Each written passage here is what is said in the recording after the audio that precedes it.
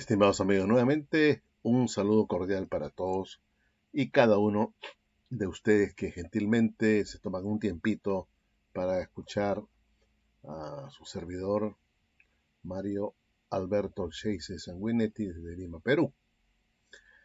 En este video yo quisiera tal vez reflexionar un tema y espero que a ustedes les interese porque creo que es importante porque escuchamos nosotros algunos grupos religiosos, ¿no es cierto?, hablar de la iglesia del Nuevo Testamento. La iglesia del Nuevo Testamento. Pero, ¿realmente existe la iglesia del Nuevo Testamento? La iglesia de Cristo, o también llamada la iglesia de los Campbellitas, fundada por Alexander Campbell allá en 1830, más o menos por esa época, llamado el movimiento de reformación,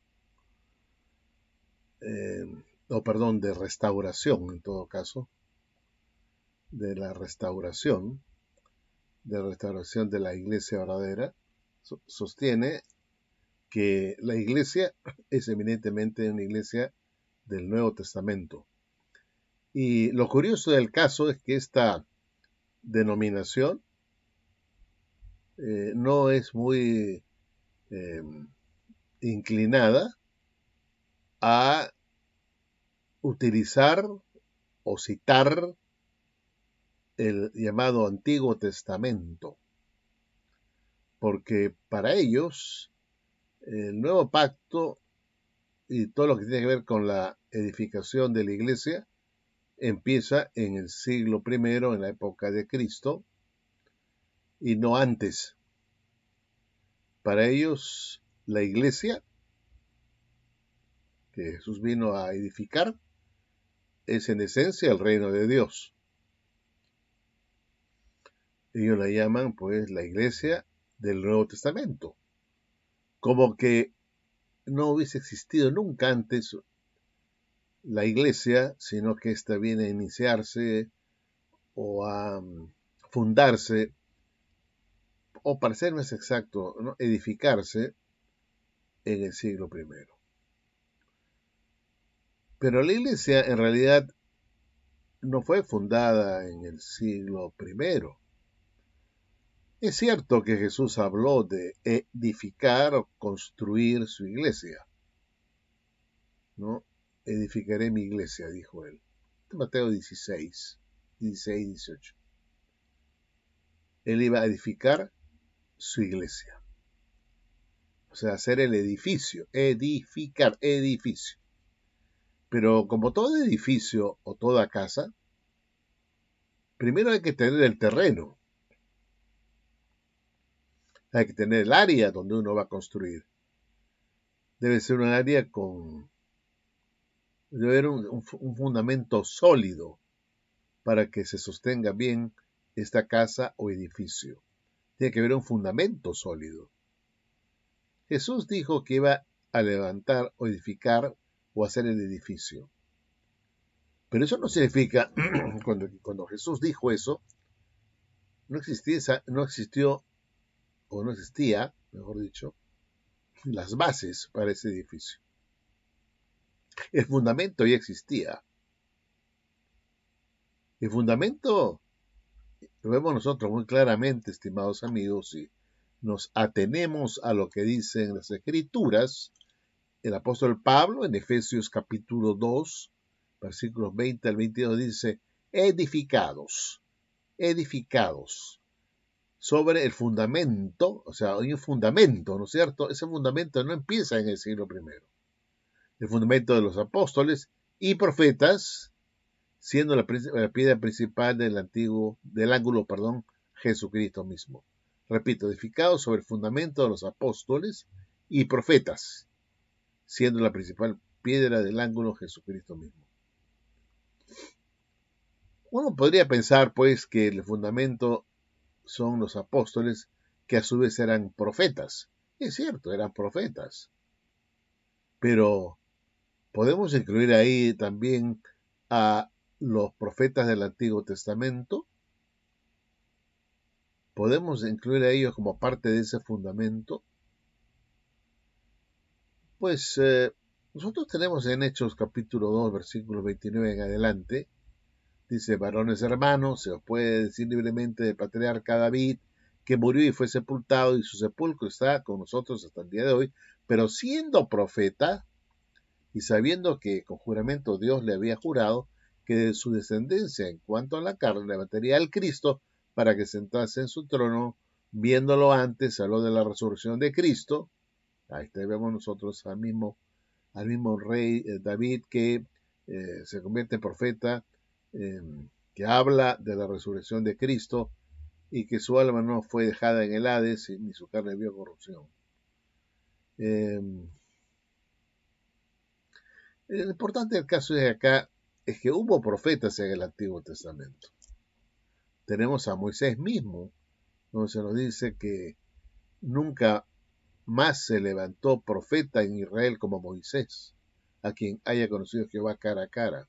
Deuteronomio 34:10. O sea, el más grande de los profetas es Moisés y está por encima de los profetas que pudieron haber llegado después, ¿no es cierto? Como los mismos apóstoles que también hablaron como profetas y como apóstoles.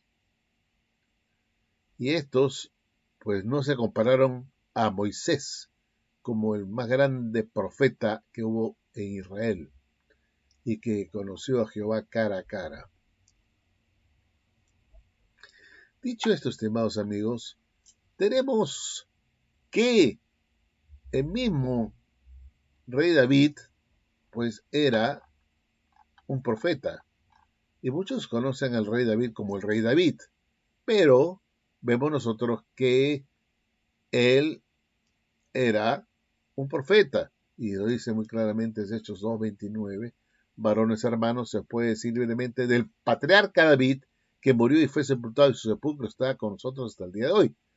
Pero siendo profeta y sabiendo que con juramento Dios le había jurado que de su descendencia, en cuanto a la carne, daría al Cristo para sentarse en su trono. Eso es importante que lo entendamos con la más absoluta precisión. David, como también Moisés, ¿no es cierto? A Moisés lo conocemos como libertador del pueblo hebreo en la cautividad, en la esclavitud de Egipto, como el libertador, que prefigura a Jesucristo, ¿no es cierto? Y tenemos también acá a David, que no solamente fue rey, sino también fue profeta. En Salmos 105:15, hablando de los profetas, dice: no toquéis, dijo, a mis ungidos, ni hagáis mal a mis profetas. O sea, los profetas que Dios tuvo en el pasado, en la época anterior a la edificación de la iglesia, esos profetas eran ungidos. Eran ungidos. Y así tenemos que ungido era Moisés, ungido también era en este caso el rey David. Y por lo tanto, si nos atenemos a este principio, ¿quiénes son los que están llamados a reinar con Cristo para la Watchtower, por ejemplo? Los ungidos. Y aquí tenemos que esta iglesia que se fue edificando en el primer siglo, empezó a edificarse, tenía una base, un fundamento, donde estaban también los profetas. Y aquí, en este caso, también la iglesia fue edificada teniendo como base a estos hombres de la precristiandad.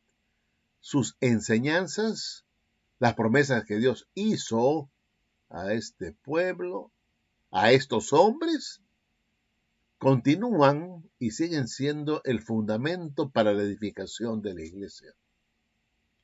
La iglesia se edifica para ser heredera de esas promesas que Dios hizo a los padres, que Dios hizo a Abraham, que Dios hizo a David, que Dios hizo a todos aquellos que eran los profetas ungidos del Antiguo Testamento, para que ellos le dieran la base sólida a esta iglesia a través de las promesas que Dios hizo de estos hombres, que fueron los ungidos, y que los otros ungidos que llegaron después, que eran los, los, los que vinieron a ser los apóstoles, ¿no es cierto? Ellos dieron todo ese fundamento para la edificación de la iglesia con unos principios, con unas pautas y con unas promesas, que es muy importante, que este edificio, esta iglesia, iba también a heredar o recibir. Sirvieron esta edificación, este edificio de creyentes, entraba a ser parte, ¿no? Del convenio, del pacto de Dios que Dios hizo con los padres. Y por eso dice la Biblia que Jesús vino a ser siervo de la circuncisión para confirmar las promesas hechas a los padres, quienes a su vez eran personas que fueron profetas y fueron también personas que recibieron el ungimiento, como vemos en este caso. Estamos hablando de Moisés, que era profeta, era el ungido del Señor. También dice la Biblia que lo era David. Y todos ellos que recibieron promesas, pactos, también Abraham, son pactos eternos que no se pueden ignorar, pero que lastimosamente la Iglesia Católica, la Iglesia de Cristo de la Campbellita, esta de Alexander Campbell, los testigos de Jehová, los adventistas del séptimo día y los mormones en cierta medida también se han olvidado o han dado como promesas o las han convertido en promesas caducas. Pero el asunto es que la iglesia, si bien empezó a ser edificada en el primer siglo, levantada, ¿no es cierto? Sin embargo, los fundamentos de esa iglesia, el fundamento, mejor dicho, y la piedra angular, la piedra principal, Cristo, pues todos juntos se unieron para hacer el fundamento, para edificar la iglesia. No se puede edificar una iglesia sin un fundamento, sin una base sólida que la sostenga. Y lo que sostiene la iglesia son justamente las promesas que Dios hizo para su pueblo, que no puede nadie desechar, porque son pactos eternos, que se hicieron con juramento y que van a ser la base de esta iglesia, ¿no es cierto?, que viene a ser básicamente edificada sobre un pueblo de antaño, fiel, no digo los que fueron desgajados, sino ese pueblo fiel, que se mantuvo fiel a las promesas, a la ley, a la obediencia a Dios, a la esperanza que Dios les había dado, recibieron el anuncio del Evangelio de antemano, dice la Biblia, en Gálatas. En Gálatas capítulo 3, a ellos también se les dio el Evangelio de antemano y que sirvió como base de su conversión, ¿no es cierto? También a Abraham, ¿no es cierto? Y de todos los que vinieron por la fe y del mismo, ¿no? Todos ellos, ¿no?, en la antigüedad se vinieron a ser hombres de fe. Y en Hebreos 11 se habla pues de los héroes de la fe del Antiguo Testamento, el mal llamado Antiguo Testamento. Todos ellos llegaron a esa fe, ese convencimiento del venidero Mesías, que vendría a ser el que reinaría en este mundo, que establecería un reino, un gobierno, y en donde todos aquellos que son parte de la iglesia tendrían parte, ¿no es cierto?, de esta promesa del reino, de un territorio para Abraham, en el caso de David para un reino, y todo esto sirve de base y fundamento para la edificación de la iglesia. Pero cuando tenemos a la iglesia católica que desecha al pueblo hebreo las promesas terrenales de valga la redundancia, de la herencia de una tierra prometida, de un reino real, monárquico, por un reino espiritual, un reino distinto, un reino eclesiástico, entonces ahí tenemos el problema más grande, de un desvío de la verdad, lo que se llama la teología del reemplazo, ¿no? Que la iglesia reemplaza a Israel, y eso es un asunto, es un tema que, que es importante señalarlo, recordarlo, que es un asunto grave que ha venido sucediendo en las iglesias llamadas cristianas, en donde prácticamente la iglesia ha sustituido todo lo que Dios le dijo, Dios a Abraham, a David, que les iba a dar, ¿no es cierto?, por un reino eclesiástico, ¿no? Un reino diferente. Entonces, eso es peligrosísimo porque es un evangelio fácil, perdón, es un evangelio eh, engañoso, ¿no? Es un evangelio satánico, distinto a aquel que viene a predicar otro evangelio y a otro Jesús, pues hay que tener mucho cuidado, eso anatema, malditos. Y por eso es que hay que tener siempre en mente la base, el fundamento, ¿no? Que son los apóstoles, Cristo mismo, los profetas. Y tenemos que tener esto en cuenta porque si no vamos a entrar a una falsa iglesia en donde, como en la iglesia católica, ya las promesas de Dios para el pueblo de Israel no cuentan para nada, sino que todo se lo ha, eh, digamos, lo ha absorbido la, la, la iglesia católica como una organización visible, ¿no? Que es la Iglesia Católica Romana, ¿no? Cuya sede está pues, en el Vaticano, allá en Roma. Ahí empieza todo, ¿no?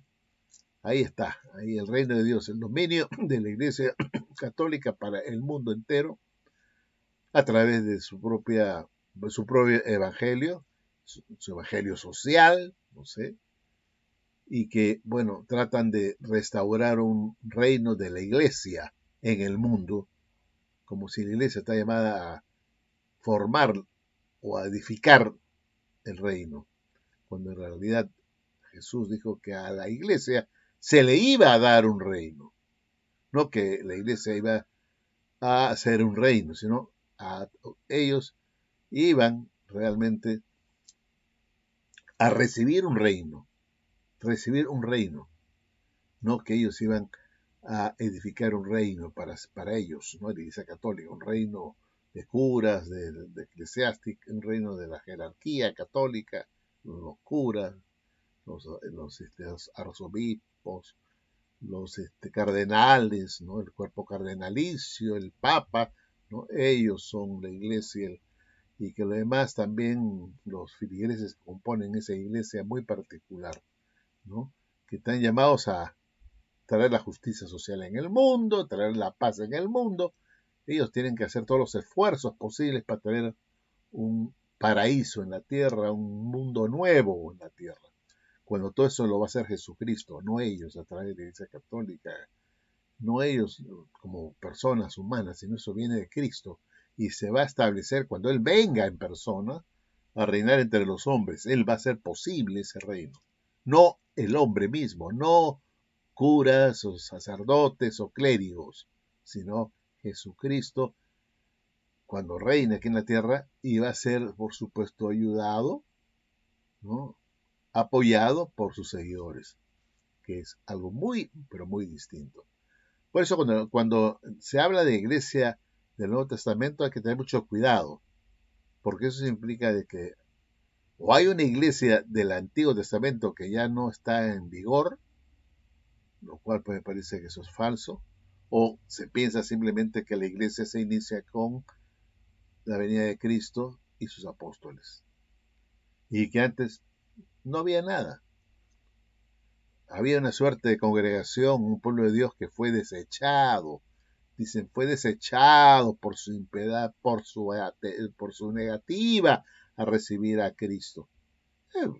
Por supuesto que hubo ese caso de un montón que no quisieron convertirse, que fue un pueblo, el pueblo israelita natural constantemente rebelde y que Dios castigaba, castigaba y castigaba, pero justamente Dios castiga a quien ama, no castiga a quien no ama. Entonces ese castigo constante que recibe este pueblo por su duro corazón, demuestra que Dios sí todavía le interesa a su pueblo y todavía sabe que puede rescatar buena gente, gente buena para él de su pueblo, aunque haya desechado una cantidad que no sé, por su impiedad, por su rebeldía, por su idolatría, pero mantiene un pueblo original, fiel, que, por supuesto, tenemos a todos aquellos héroes de la fe, de la precristiandad, ¿no? Que también esperaban la ciudad que tiene fundamentos cuyo constructor es Dios.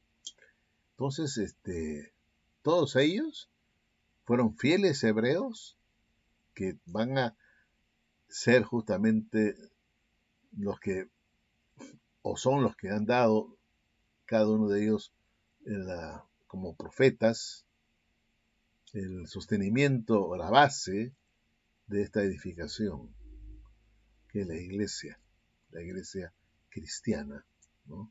Que tiene las esperanzas que Dios dio a los ungidos profetas de antaño, y que eso no se ha eh, abrogado, se ha anulado, sigue en pie, sigue en pie. David pecó, se arrepintió, Dios no le quitó su ungimiento, siguió siendo su rey, pero para la Watchtower, curiosamente, David, como todos aquellos héroes y profetas del Antiguo Testamento, pasan a ser simplemente vasallos del reino. Ellos van a estar en el paraíso, como usted, testigo de Jehová de las otras ovejas, en la misma condición, ni más ni menos. Tal vez tendrán un puestito mejor ahí en el paraíso, pero no serán parte del reino, porque para la Watchtower, Dios, o Cristo, mejor dicho en este caso, ha hecho un pacto para un reino con sus ungidos, y los ungidos son solamente los 144,000, el resto no son parte de la iglesia. Y por otro lado caen en la contradicción diciendo que sí son parte de la iglesia porque todos tienen que sujetarse a la cabeza que es Cristo. Al final de cuentas, ellos mismos no saben dónde están parados los testigos de Jehová. Tampoco lo saben los cambelitas, ni tampoco los católicos, desgraciadamente, ¿no? Todos estos cambios que han habido con estos padres de la Iglesia Católica, pensando con Agustín de Hipona, ¿no? Y toda la historia, ¿no? De cambios dentro de la Iglesia Católica, dentro también del mundo protestante, las llamadas hijas de la Babilonia, que han tenido ese mismo principio, ¿no? Errado de una teología de reemplazo. Unos más, unos menos, pero ahí están. Todos han claudicado a las promesas que Dios hizo a los padres, ¿no? En mayor o menor medida, pero eso es grave. Los de Jehová pero ponen al rey David ungido, el fundamento también, ¿no? de la iglesia, también es parte del fundamento, el profeta, ¿no es cierto? Ponen a Moisés, el más grande profeta de todos. No, él va a estar solamente como un vasallo del reino, el reino eclesiástico, ¿no? El reino, el cuerpo de Cristo. Entonces, amigos, esa enseñanza es totalmente, perdón, estoy un poco con tos, es una enseñanza satánica, que no podemos aceptarla, y que cuando me dicen de que el rey David y todos aquellos héroes del Antiguo Testamento, como dicen los testigos de Jehová, van a ser simplemente vasallos en el paraíso, o sea, van a estar en el paraíso como vasallos o súbditos del reino, entonces estamos totalmente trastocando lo que es el fundamento de la iglesia. Está tocando y poniendo y degradando a quienes sí merecen reinar en primera instancia con Cristo, porque no solamente cumplieron con la misión que Dios les dio, sino que hasta ofrendaron sus vidas, ¿no? Mataron a los profetas de Dios también, y estos se les va a relegar a un plano simplemente de súbditos en el reino. Al rey David se le va a tener como un vasallo del reino, cuando su hijo va a estar reinando en los cielos. Imagínense ustedes. Yo como hijo no voy a permitir que mi padre, que había siendo fiel a Dios, vaya a estar en el paraíso, ¿no? Yo daría un grito al cielo, ¿no? ¿Qué pasa acá? Mi padre, un hombre fiel, un hombre que fue consecuente, un hombre que se arrepintió de sus pecados, un hombre que no le quitó su Espíritu Santo. ¿Qué hace ahí en el paraíso? Papá, sube, quédate conmigo. Y podría hasta decirle a Jehová, ¿por qué haces esto? ¿No? Aunque no creo que esto va a ocurrir jamás, ¿no? Porque Dios no le quitó su ungimiento al rey David. Y sin embargo, la Watchtower sí le quita el ungimiento al rey David y lo deja en la tierra, porque él no es ungido. ¿Quiénes son los que se quedan en la tierra? Los que no son ungidos. O sea, prácticamente la Watchtower al rey David le ha quitado su corona, le ha quitado su ungimiento, cosas que Dios mismo no lo ha hecho. Y después se llama la religión verdadera, la única que da la luz al mundo, ¿no? Con enseñanzas totalmente endemoniadas. Y esta es la triste realidad de esta religión. Y de todas aquellas que dicen que recién la iglesia se edificó en el primer siglo y hay que llamarla la iglesia del Nuevo Testamento, como si no tuvieran ni parte ni suerte aquellos que vivieron antes del periodo del neotestamentario, ¿no? Como si no tuvieran parte ni suerte, ellos no. Ellos no. Pero sin embargo, ellos sí, los del pasado, ejercieron, como dicen ellos, ejercieron fe en el Evangelio, creyeron porque se les predicó de antemano, viendo de antemano la gloria de Jesús. Lo vieron de antemano también ellos. Creyeron en las promesas, como creen las personas de hoy, en las promesas de Cristo. ¿No es cierto? Las promesas de Cristo. Las promesas que Dios también le hizo a Abraham, ¿no? Entonces, pues ambos, los del Antiguo Testamento, el mal llamado Antiguo Testamento, como los del Nuevo Testamento, mal llamado Nuevo Testamento, todos están unidos por la misma, eh, por el mismo eslabón que es, en este caso, Cristo, y también por las promesas que Dios les hizo a los padres. Bueno, estimados amigos, gracias y será hasta un próximo video.